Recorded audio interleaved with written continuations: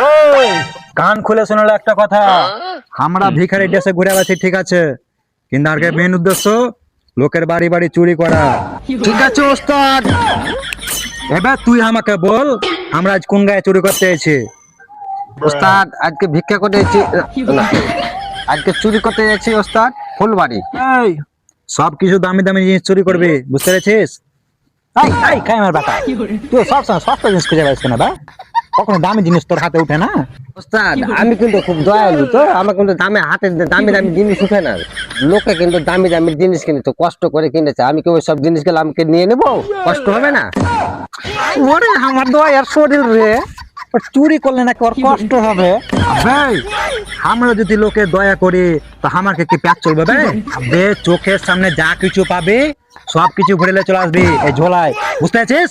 ওই যে ওই বাড়িটা দেখতে পাচ্ছিস, ওই বাড়িটা, ওই বাড়ি থেকে যা কিছু পাবি সব চুরি করে চলে আসবি। চলো ওস্তাদ। যা তুই তাহলে যা দেখা গা ঘরে কেউ আছে কিনা, যা কেউ যদি না থাকে ঘরে পুরো ফাঁকা করে চলে আসবি, মনে থাকবে তো? ঠিক আছে ওস্তাদ। যা। अभी मजा आएगा ना भिड़ो। না না না না, যাই ওস্তাদের কাছে যাই। ওস্তাদ আমি যা দেখেছি আমি বলতে পারছি না ওস্তাদ, কেন রে, কি হয়েছে? আমি বলতেই পারছি না।